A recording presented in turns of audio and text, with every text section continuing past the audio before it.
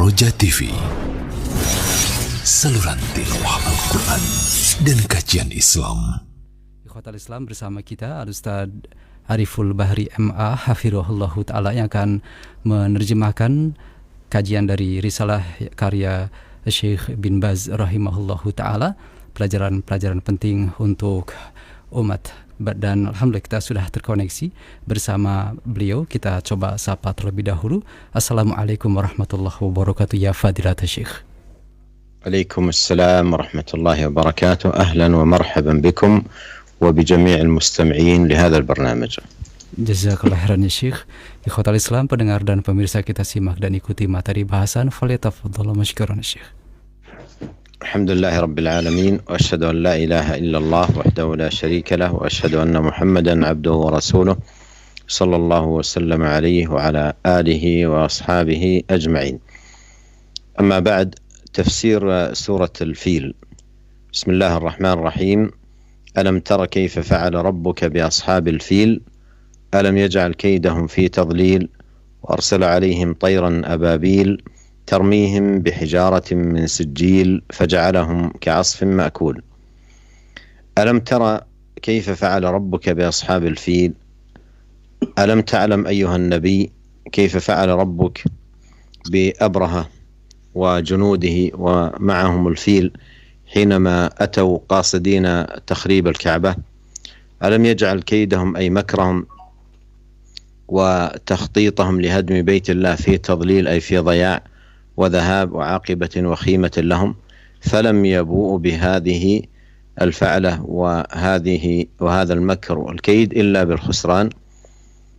وأرسل عليهم طيرا أبابيل، جماعة من الطير متتابعة، فهؤلاء جاءوا بالفيلة وهي أضخم الحيوانات وأكبرها بزعمهم، لا يصدهم صاد ولا يردهم عن هدم البيت راد، فأرسل الله عليهم طيرا صغيرة تحمل حجارة صغيرة في مناقيرها ترميهم بحجارة من سجيل، حجارة من الطين المحمي الصلب من المكان العالي، فما يقع حجر منها على واحد من هؤلاء إلا هلك شر هلكة.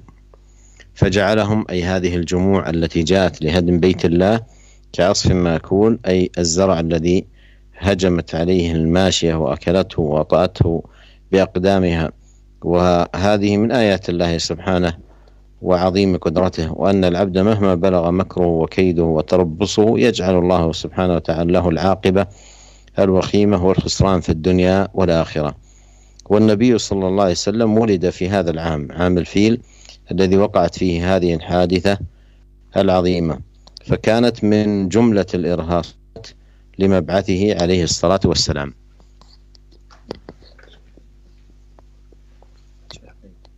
بسم الله الرحمن الرحيم. الحمد لله رب العالمين، والصلاة والسلام على أشرف الأنبياء والمرسلين وعلى آله وأصحابه ومن تبعهم بإحسان إلى يوم الدين. أما بعد. إخوة الإسلام, أعزني الله وإياكم.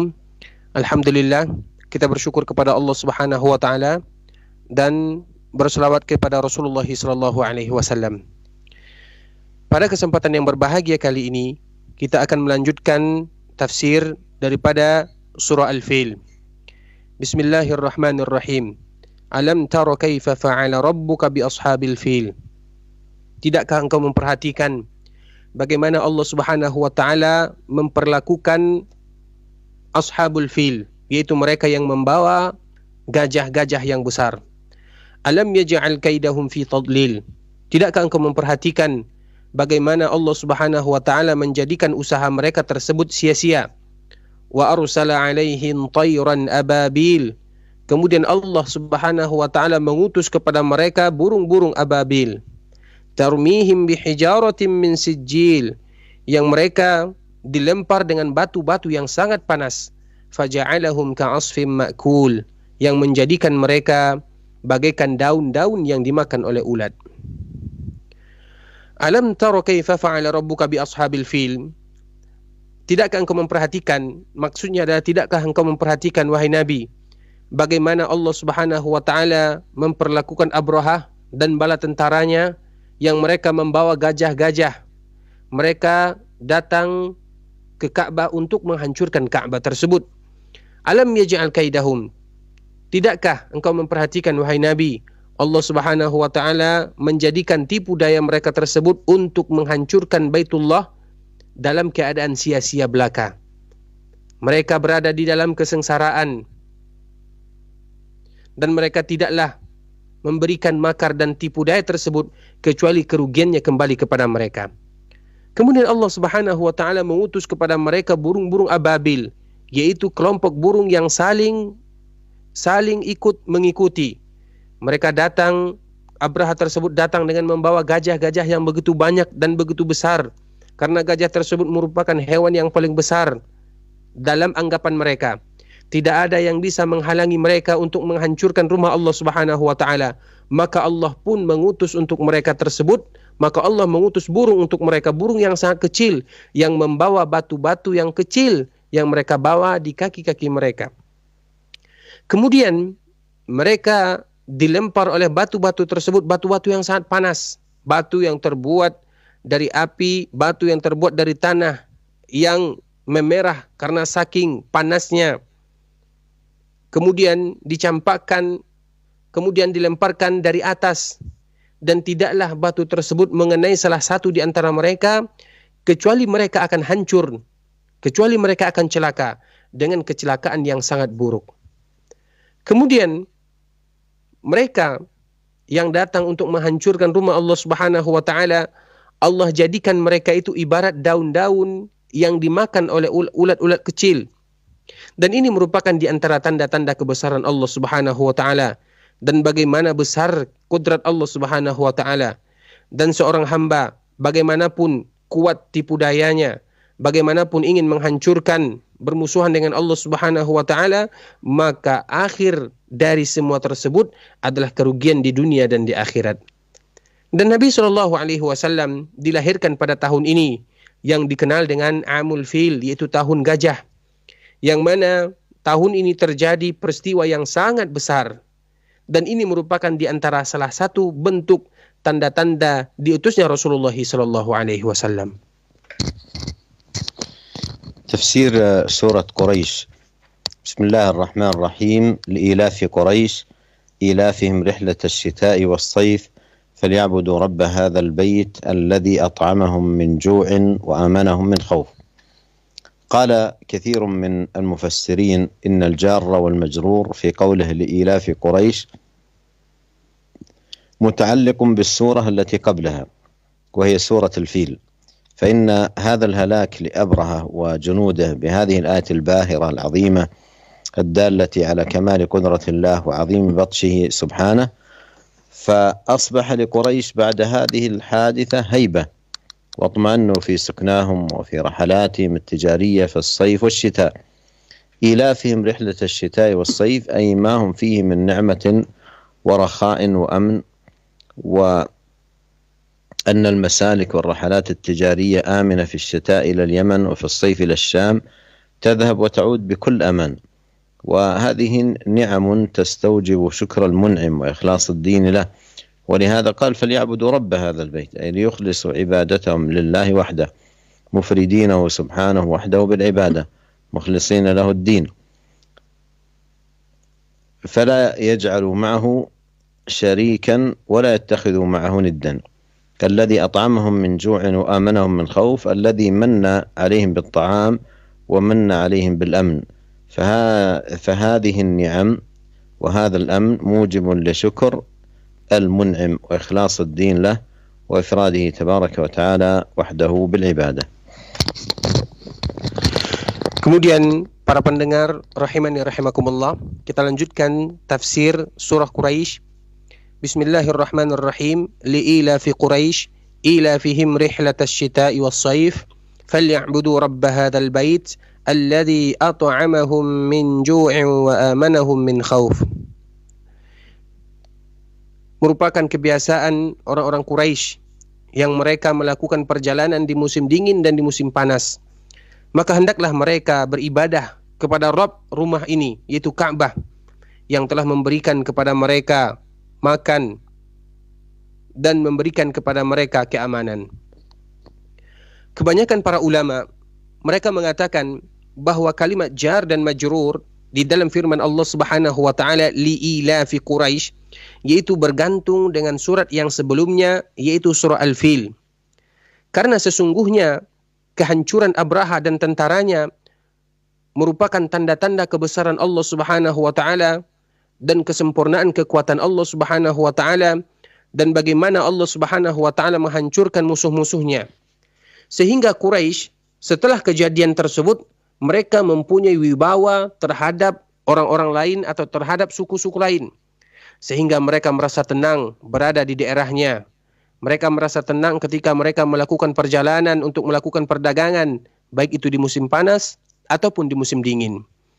Ila fihim rihlatash syita'i was-shaif. Maksudnya ketika mereka harus mengingat terhadap nikmat, kelapangan, kenyamanan yang telah diberikan oleh Allah Subhanahu wa taala.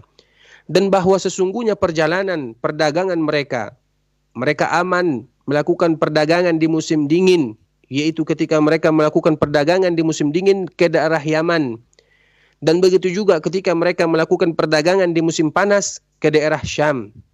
Mereka datang, mereka pulang dan mereka pergi dalam keadaan aman. Dan ini merupakan nikmat yang wajib disyukuri dan harus berikhlas beribadah untuk Allah Subhanahu wa taala. Oleh karenanya Allah Subhanahu wa taala mengatakan falyabudu rabb hadzal bait, hendaklah mereka menyembah Rabb rumah ini yaitu Allah Subhanahu wa taala, mengikhlaskan ibadah hanya semata-mata untuk Allah Subhanahu wa taala. Untuknya lah ibadah, ikhlas kepadanya dalam segala perbuatan, jangan menjadikan baginya sekutu-sekutu dan jangan menjadikan untuknya tandingan-tandingan. Alladzi at'amahum min ju'in wa amanahum min khauf, yang telah memberikan, Allah yang telah memberikan kepada mereka makanan dan menjaga mereka dan telah memberikan kepada mereka keamanan. Yaitu yang telah memberikan kepada mereka makanan dan Allah Subhanahu wa taala telah memuliakan mereka dengan keamanan. Dan ini merupakan nikmat aman, nikmat makanan yang wajib disyukuri orang yang wajib disyukuri yang telah memberikannya dan mengikhlaskan agama ini hanya untuknya dan mengesahkan Allah Subhanahu wa taala di dalam beribadah kepadanya.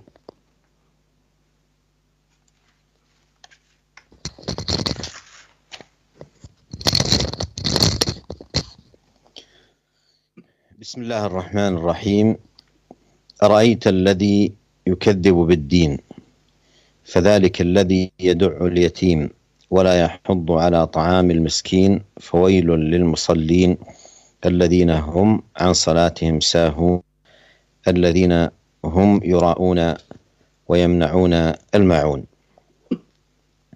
أرأيت أيها النبي، والاستفهام معناه التعجب، الذي يكذب بالدين أي يكذب بالجزاء والبعث والوقوف بين يدي الله وملاقاته جل في علاه، ويكذب بالدين أي بالشرع الذي شرعه ودعا عباده إليه القائم على توحيده وإخلاص الدين له. فذلك الذي يدع اليتيم ولا يحض على طعام المسكين، أي من ثمرات هذا التكذيب أن يكون الإنسان بهذه الصفة وهذه الحال. يدع اليتيم أي يزجره زجرا شديدا ويردعه ردعا ويدفعه دفعا، فلا يتعامل معه بشفقة ولا رحمة، ولا يحض غيره على طعام المسكين، لأنه في نفسه لا يطعم ولا ينفق ولا يبذل، فكيف يكون منه حظ لغيره وحث له القيام بذلك؟ ثم قال جل وعلا فويل للمصلين الذين هم عن صلاتهم ساهون، وصفهم بأنهم يصلون فليسوا تاركين لها لكنهم ساهون عنها بتضييع أوقاتها وعدم الاهتمام بشروطها وأركانها وواجباتها. وفرق بين السهو عن الصلاة والسهو في الصلاة. فالسهو في الصلاة يقع من الإنسان ويجبر بسجود السهو، لكن المصيبة في السهو عن الصلاة بالغفلة عنها وتضييع أوقاتها وشروطها أو أركانها، ممن ليست الصلاة معظمة عنده وليس لها شأن عنده. الذين هم يراءون أي بأعمالهم وصلاتهم الناس. قال صلى الله عليه وسلم يقوم الرجل فيصلي فيزين صلاته لما يرى من نظر رجل.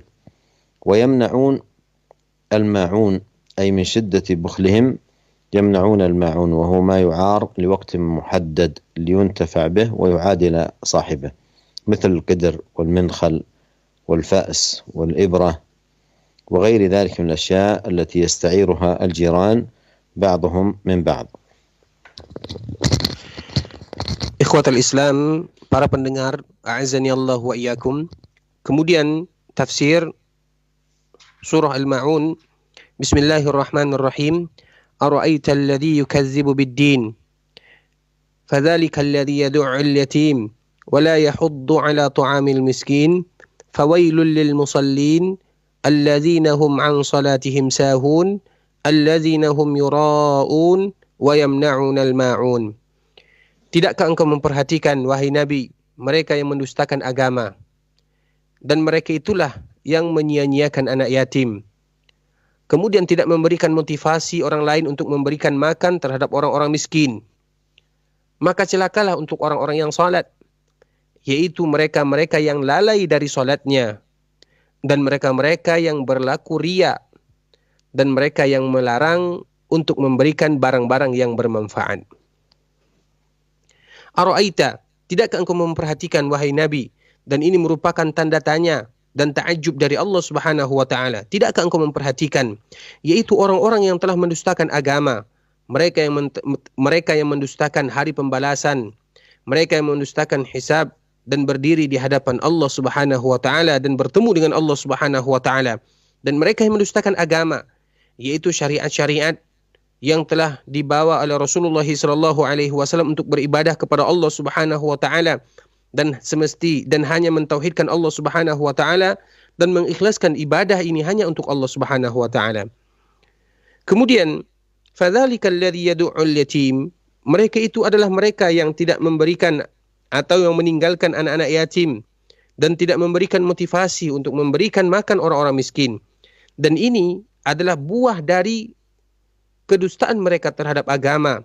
Mereka mempunyai sifat tersebut, yaitu mereka menyia-nyiakan anak yatim, mereka meninggalkan anak yatim, mereka menolak anak-anak yatim tersebut dan tidak bermuamalah dengan mereka dengan muamalah yang sangat keras, tidak ada rahmatnya. Wala yahuddu ala ta'amil miskin. Dan begitu juga ketika mereka tidak bisa memberikan makanan terhadap orang-orang miskin, mereka tidak bisa berinfak, memberikan sebagian harta, mereka pun tidak mungkin memberikan motivasi kepada orang lain untuk memberikan makanan terhadap orang-orang miskin tersebut. Kemudian Allah Subhanahu wa taala mengatakan fawailul lil musallin alladzina hum an salatihim sahun. Maka celakalah bagi mereka yang melaksanakan salat, yaitu mereka yang lalai dari salatnya. Allah Subhanahu wa taala memberikan sifat ini bahwa mereka itu adalah orang-orang yang melaksanakan ibadah salat dan mereka tidak meninggalkan salat, akan tetapi mereka lupa dari salatnya. Mereka melalaikan waktunya. Mereka tidak memperhatikan syarat-syarat dan rukunnya serta kewajiban-kewajiban yang ada di dalam salat tersebut. Dan di sini ada perbedaan antara lupa dari salat dan lupa ketika berada di dalam salat. Karena lupa ketika berada di dalam salat, ini semua manusia pernah terjatuh di dalamnya, dan ini bisa diganti dengan sujud sahwi. Akan tetapi musibah yang terbesar tersebut adalah lupa untuk melakukan salat, lalai atau menyia-nyiakan waktunya atau syaratnya atau rukun-rukunnya, yang mana tidak ada yang lebih besar daripada salat tersebut. Alladzina hum yura'un, yaitu mereka yang melakukan perbuatan riya dengan amalan dan salatnya hanya ingin dilihat oleh manusia. Sebagaimana yang dikatakan oleh Rasulullah sallallahu alaihi wasallam, yaqumur rajulu yusalli fayuzayyinu salatahu lima yara min nazar rajul. Ada sebahagian kalian yang berdiri untuk melaksanakan salat, kemudian mereka memperindah salatnya ketika ada orang lain melihat gerakan salatnya tersebut. Wa yamna'una al-ma'un, yaitu mereka tidak mau memberikan barang-barang yang bisa diberikan manfaat karena saking kikirnya mereka melarang tidak memberikan manfaat kepada yang lain, sesuatu yang bisa dipinjam dalam waktu yang tidak seberapa lama untuk bisa dimanfaatkan.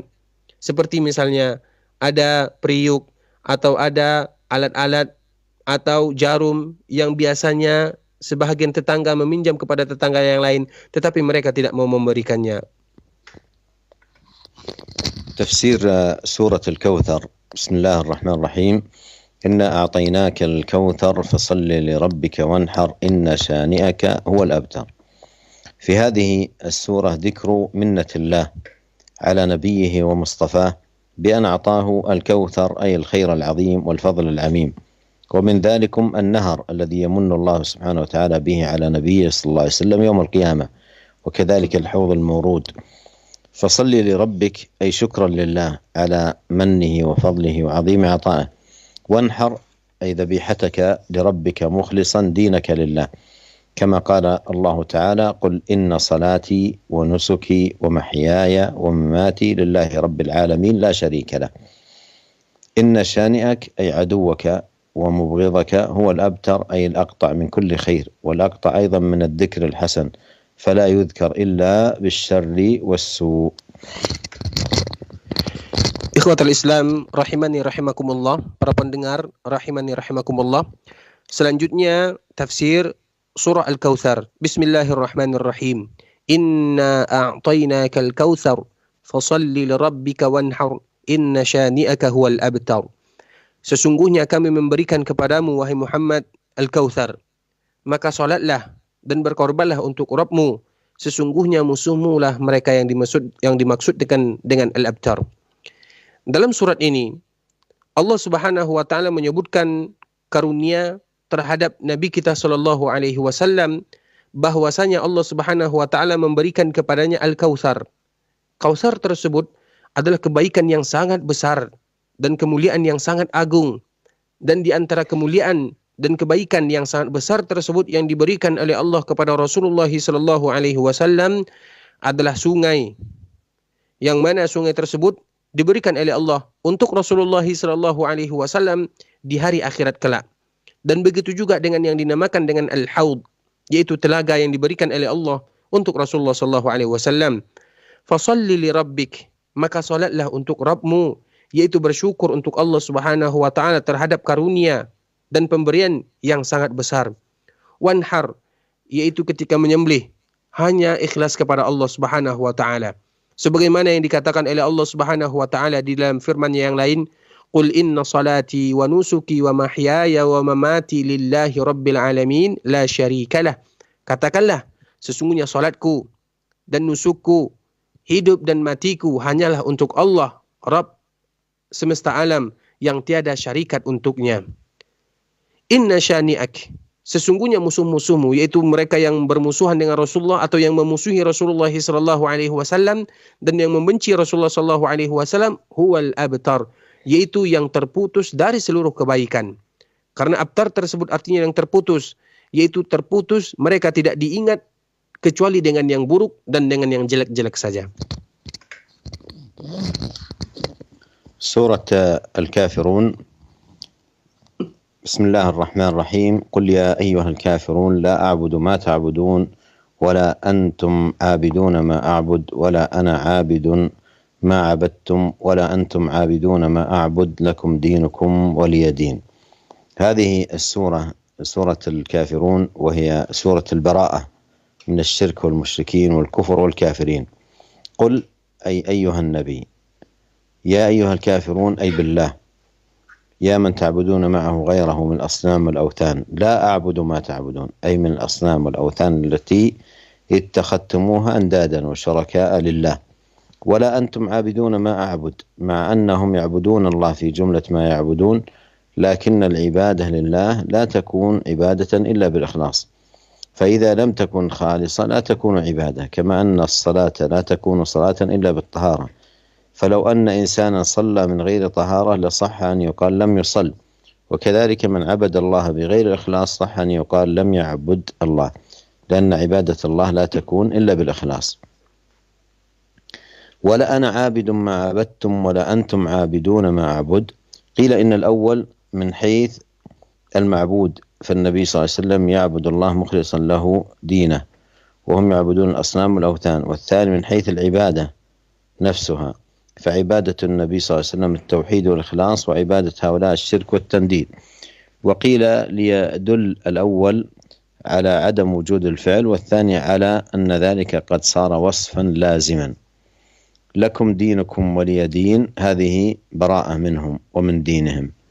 لكم دينكم أي عبادة الأصنام والأوثان والأنداد والشركاء، ولي دين وهو التوحيد، عبادة الله وإخلاص الدين له جل في علاه. Ikhwatal Islam rahiman rahimakumullah. Selanjutnya tafsir surah Al-Kafirun. Bismillahirrahmanirrahim. Qul ya ayyuhal kafirun la a'budu ma ta'budun wala antum 'abiduna ma a'bud wala ana 'abidum ma 'abadtum wala antum 'abiduna ma a'bud lakum dinukum waliyadin. Katakanlah hai orang-orang yang kufur kepada Allah, aku tidak menyembah apa yang kamu sembah, dan kamu pun tidak menyembah apa yang aku sembah, dan aku tidak menyembah apa yang aku sembah, dan kalian pun tidak menyembah apa yang aku sembah. Bagimu agamamu dan bagiku agamaku. Surat ini adalah surah Al-Kafirun, yaitu surah berlepas diri dari kesyirikan dan berlepas diri dari orang-orang musyrik, berlepas diri dari kekufuran dan berlepas diri dari orang-orang kafir. Qul, katakanlah hai Nabi, yaitu Rasulullah SAW, katakan hai orang-orang yang kufur kepada Allah, mereka yang menyembah selain Allah Subhanahu wa taala dari berhala dan patung-patung. Katakan kepada mereka, saya tidak menyembah apa yang kalian sembah, yaitu saya tidak menyembah patung-patung dan berhala-berhala yang telah kalian jadikan syarikat untuk Allah Subhanahu wa taala. Dan kalian juga tidak menyembah apa yang aku sembah.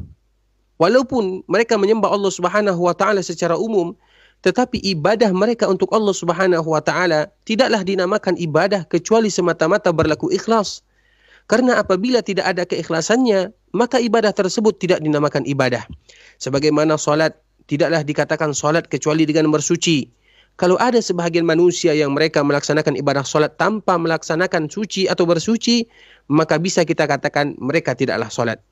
Dan begitu juga, mereka yang menyembah Allah Subhanahu wa taala tanpa keikhlasan, maka betul kita mengatakan kepadanya, mereka tidak menyembah Allah Subhanahu wa taala. Karena beribadah kepada Allah Subhanahu wa taala mesti ikhlas kepada Allah Subhanahu wa taala. Wala ana 'abidum ma 'abadtum wala antum 'abiduna ma a'bud. Dan di sini ada dua ayat yang agak serupa, Yang pertama itu dikatakan oleh para ulama, yang pertama itu berkaitan dengan yang disembah. Sesungguhnya Rasulullah SAW hanya menyembah Allah Subhanahu wa taala ikhlas di dalam menyembah Allah, sedangkan mereka menyembah patung-patung dan berhala-berhala. Dan yang kedua, dari segi ibadahnya, ibadah Rasulullah SAW adalah tauhid dan keikhlasan, dan ibadah orang-orang musyrikin adalah kesyirikan dan penduaan. Dan dikatakan, dan juga ada sebagian ulama yang mengatakan bahwa yang pertama itu karena mereka tidak melakukan perbuatan ibadah tersebut, dan yang kedua yang dimaksud adalah sifat yang lazim bagi mereka. Lakum dinukum waliyadin.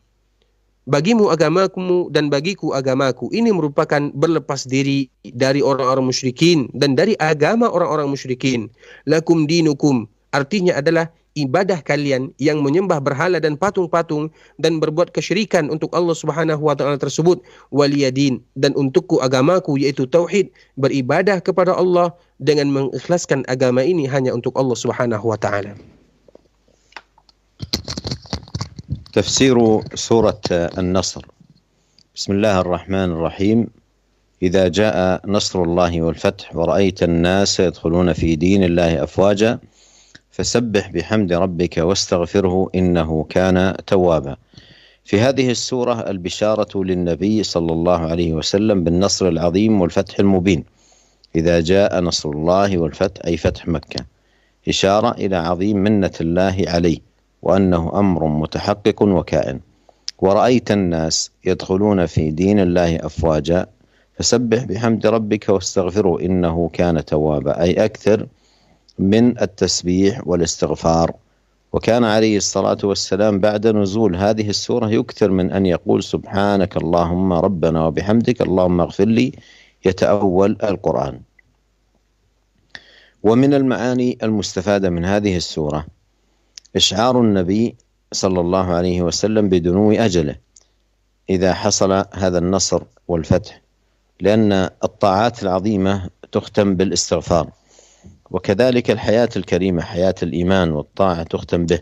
فكان آخر ما سمع من نبينا صلى الله عليه وسلم قبيل وفاته: اللهم اغفر لي وارحمني وألحقني بالرفيق الأعلى. Kemudian tafsir surah Al-Fath. Bismillahirrahmanirrahim. Idza jaa nasrullahi wal fath wa ra'aitan nasa yadkhuluna fi dinillahi afwaja fasabbih bihamdi rabbika wastaghfir innahu kana tawwaba. Apabila datang pertolongan Allah Subhanahu wa taala dan pembukaan Fathu Mekah, dan engkau wahai Muhammad melihat manusia mereka masuk ke dalam agama Allah Subhanahu wa taala dalam keadaan berbondong-bondong, maka senantiasalah bertasbih dengan memuji Allah Subhanahu wa taala dan minta ampunlah kepadanya. Sesungguhnya Allah Subhanahu wa taala Maha penerima taubat. Di dalam surat ini merupakan kabar gembira untuk Rasulullah sallallahu alaihi wasallam yang mana Allah memberikan kepadanya pertolongan dan kemenangan yang nyata. Idza jaa nasrullahi wal fath, yaitu Fathu Mekah, dan ini merupakan isyarat bagaimana agung besar pemberian Allah Subhanahu wa taala untuk Rasulullah sallallahu alaihi wasallam, dan yang demikian adalah sesuatu yang pasti terjadi. Wa ra'aitan nasa yadkhuluna fi dinillahi afwaja fasabbih bihamdi rabbika wastaghfirhu innahu kana tawwaba. Maksudnya, wahai Muhammad, perbanyaklah untuk bertasbih kepada Allah dan beristighfar kepada Allah Subhanahu wa taala. Sehingga Rasulullah sallallahu alaihi wasallam setelah turunnya ayat ini, Rasulullah sallallahu alaihi wasallam senantiasa memperbanyak mengucapkan Subhanakallahumma rabbana wa bihamdik Allahumma ufirli. Maha suci engkau ya Allah, wahai Rabb kami, dan dengan memujimu ya Allah, ampunilah dosaku. Maksudnya Rasulullah sallallahu alaihi wasallam menafsirkan ayat ini, menafsirkan surat ini.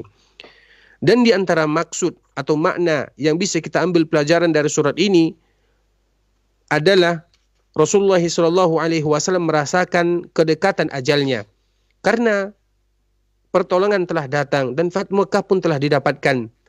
Dan ketaatan yang sangat besar adalah ketaatan yang ditutup dengan istighfar dan minta ampun kepada Allah Subhanahu wa taala.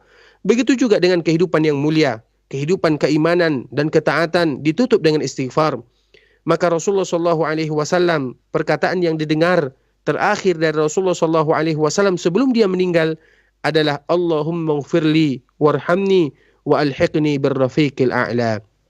Ya Allah, ampunilah dosaku, sayangilah aku, dan ikutkanlah aku dengan ar-rafiqil a'la. تفسير سورة المسد.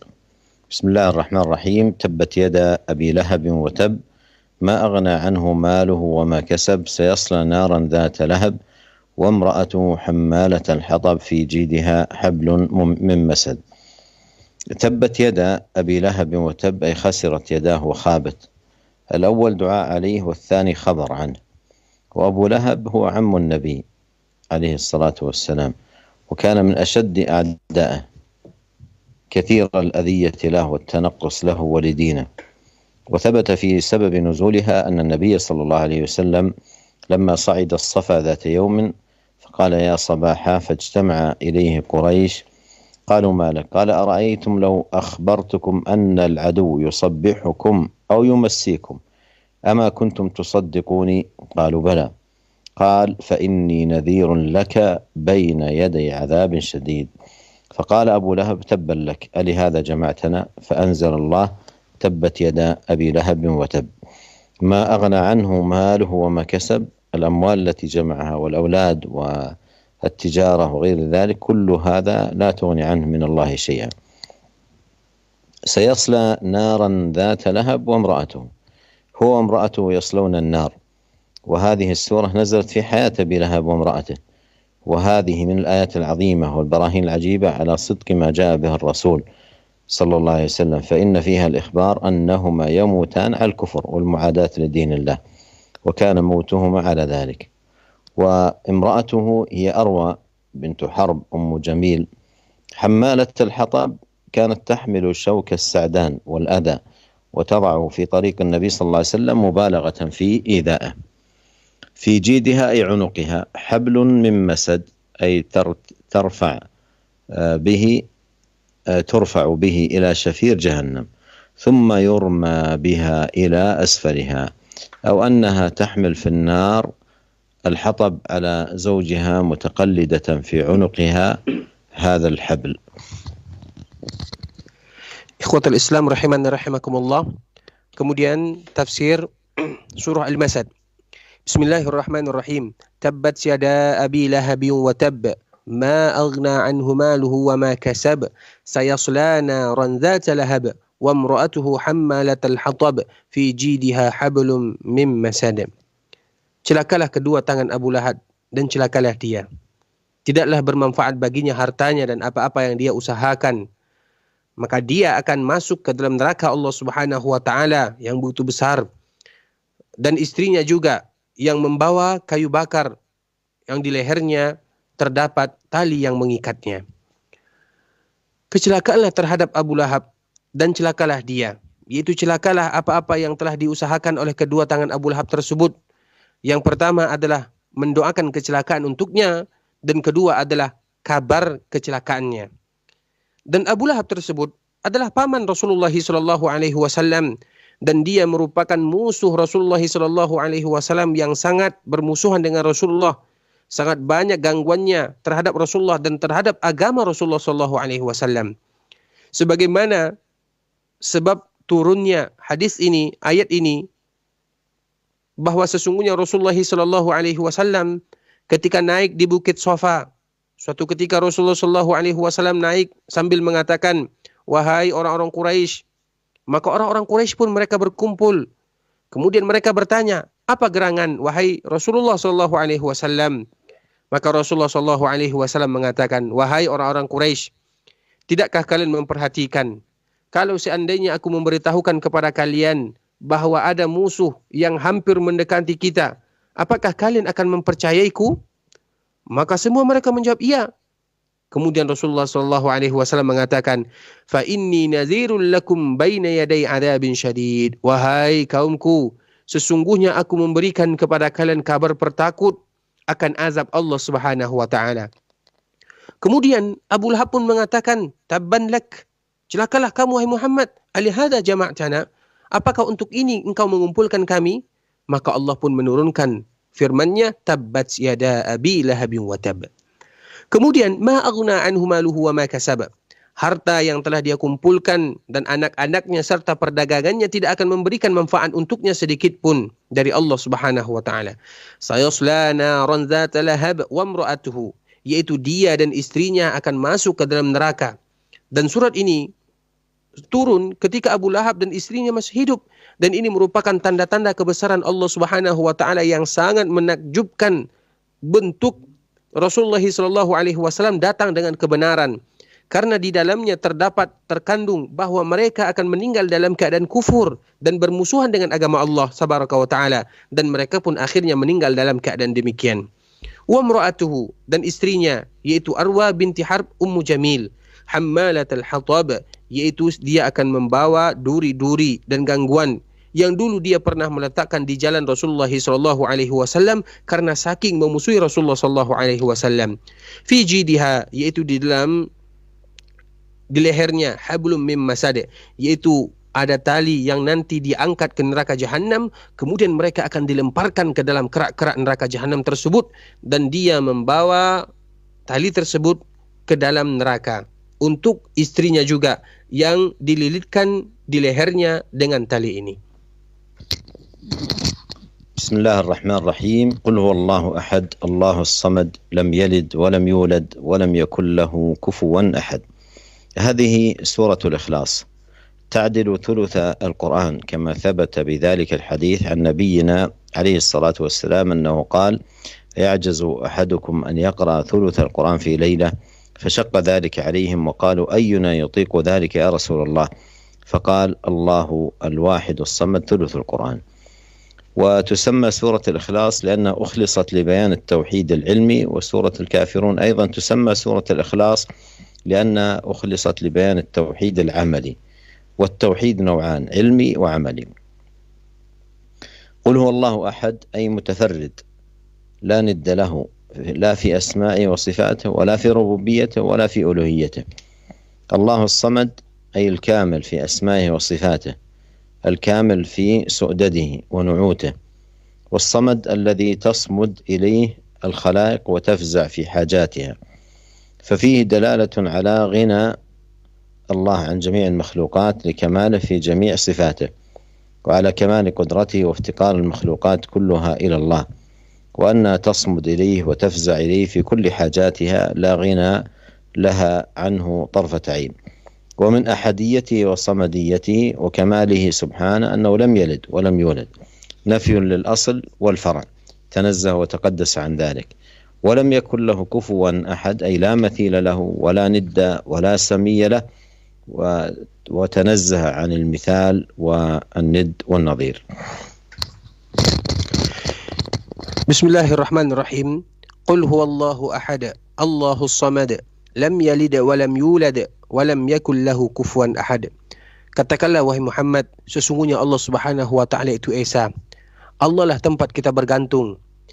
Tidak melahirkan dan tidak dilahirkan, tidak beranak dan tidak diperanakkan, dan tidak ada satupun yang satu kufu dengan Allah Subhanahu wa taala. Surat ini dinamakan dengan surah Al-Ikhlas, dan dia sama dengan sepertiga Al-Quran. Sebagaimana yang disebutkan oleh Rasulullah sallallahu alaihi wasallam, ayajizu ahadukum an yaqra'a thulutsal Qur'ani fi lailah? Apakah sanggup salah seorang di antara kalian untuk membaca sepertiga Al-Quran dalam satu malam?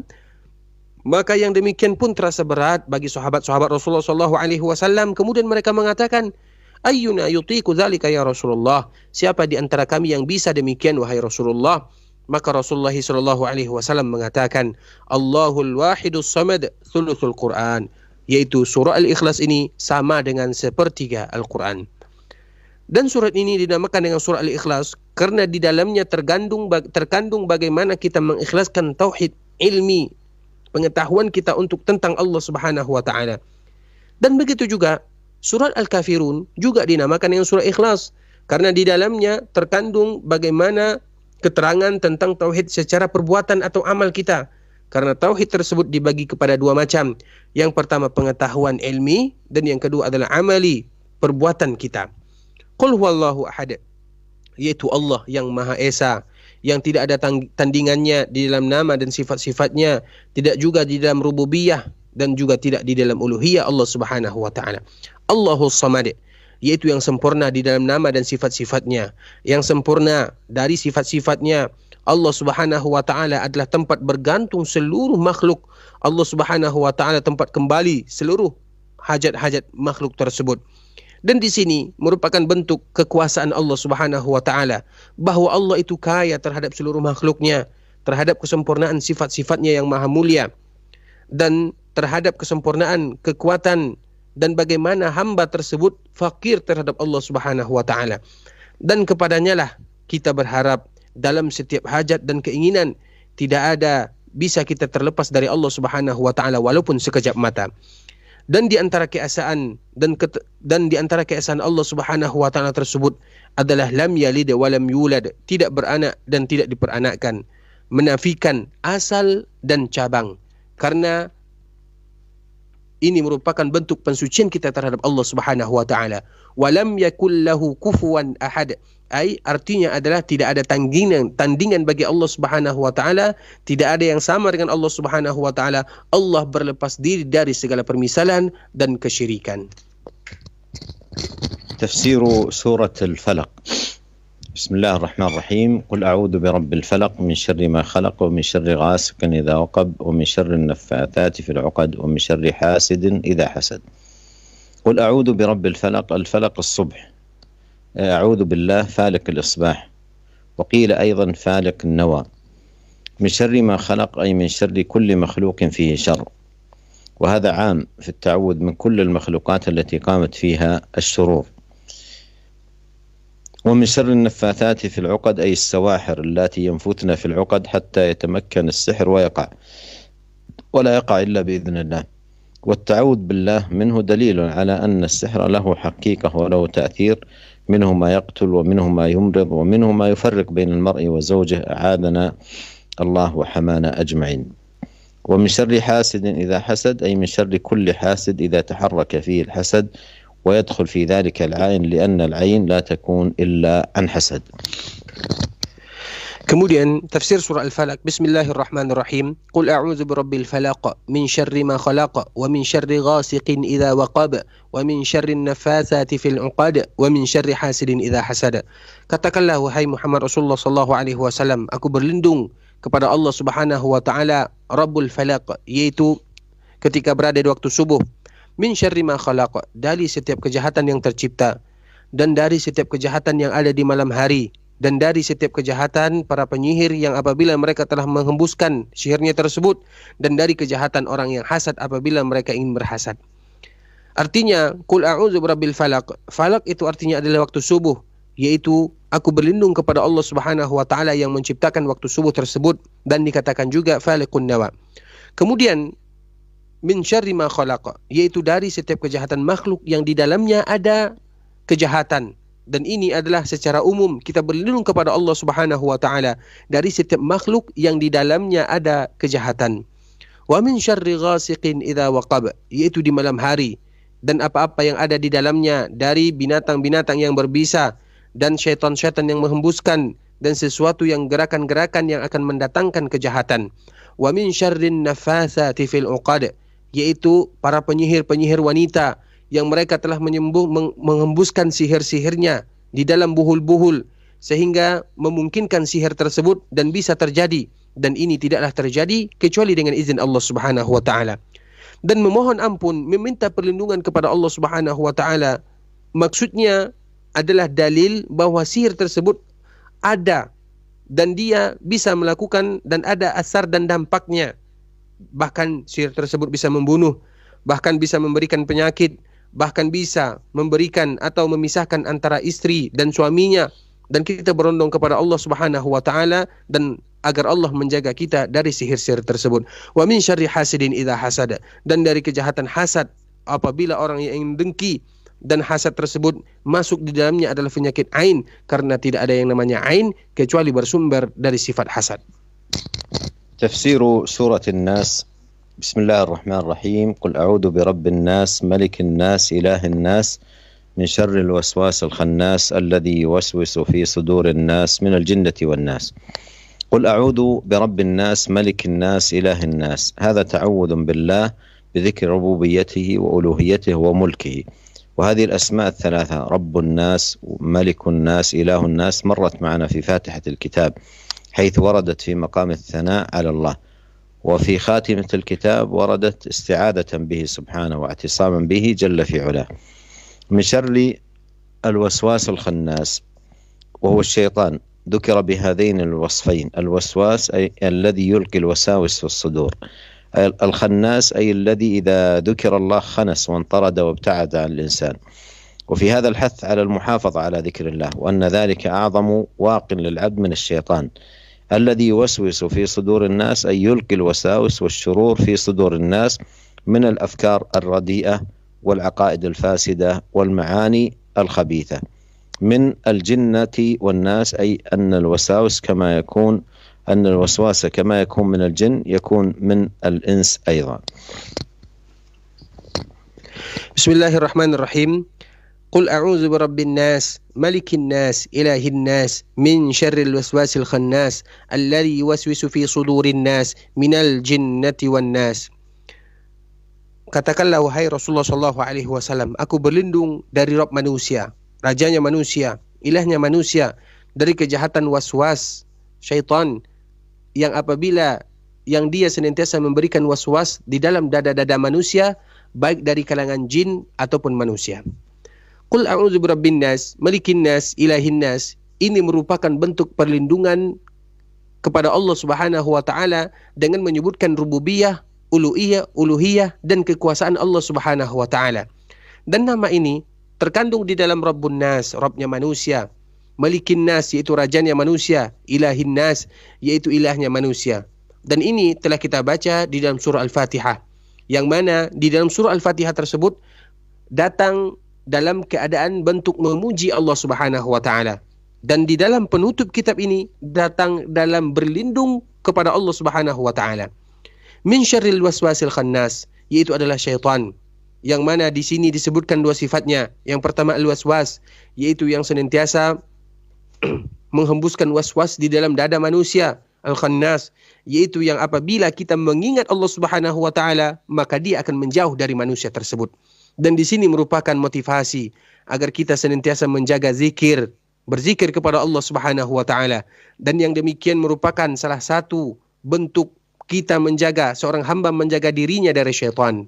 Alladzi waswisu fi sudurin nas, yang senantiasa memberikan was-was di dalam dada manusia, yang memberikan dan menghembuskan was-was kejelekan di dalam dada manusia, baik itu merupakan pikiran yang jelek ataupun akidah-akidah yang rusak ataupun makna-makna yang jahat.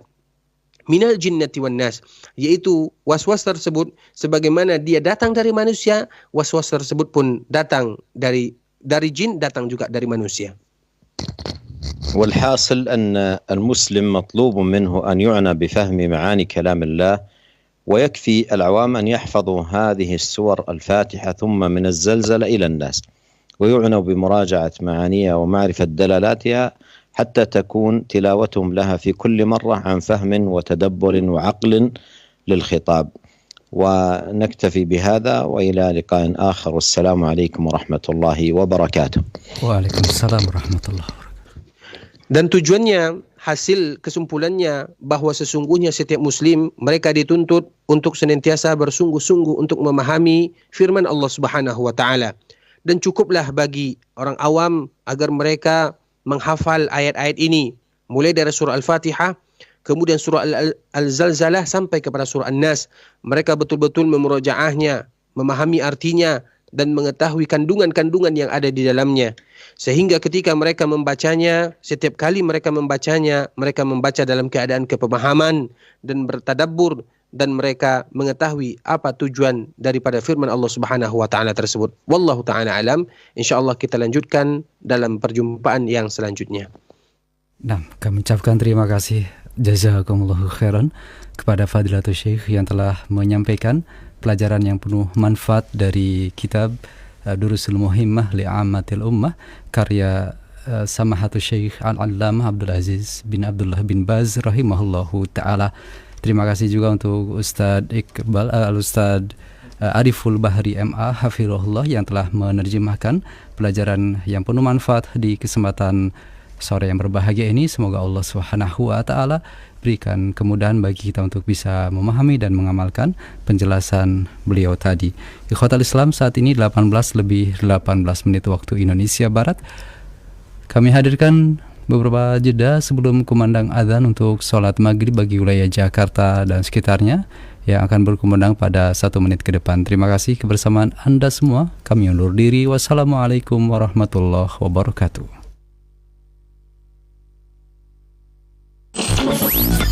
Maka yang dikatakan Islam itu agama tauhid, agamanya para nabi. Al-Quran